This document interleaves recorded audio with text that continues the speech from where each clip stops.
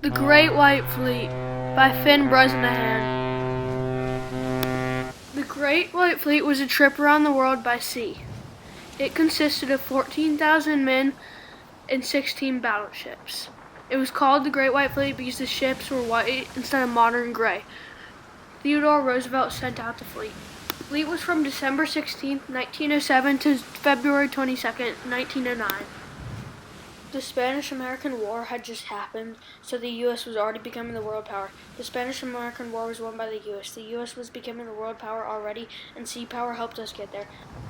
The Great White Fleet was an extremely long trip by sea. The Great White Fleet sailed 43,000 miles and stopped 20 times. It stopped in 6 different continents. The Great White Fleet stopped in Hawaii, New Zealand, 3 stops in Australia and the Philippines, Japan, Ceylon, and Egypt. An earthquake had struck Sicily, so the Great White Fleet sailed to Sicily to help with damage and recovery work.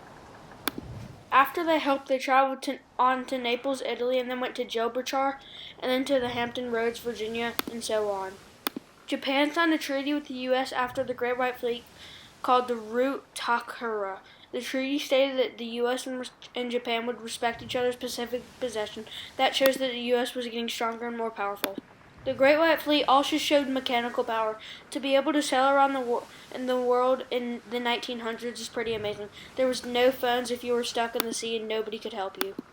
To be able to sail around the world when there was nothing really industrial is amazing. They had nothing to help them on the sea. Anything could have gone wrong. Many people could have died, but everything went okay. The Great White Fleet was an amazing trip. 1 year and 2 months on sea, 14,000 men and 16 battleships. It was the first time a Navy fleet had done that. The U.S. was becoming strong, and this was the final step. I hope you learned something about the Great White Fleet, and thank you.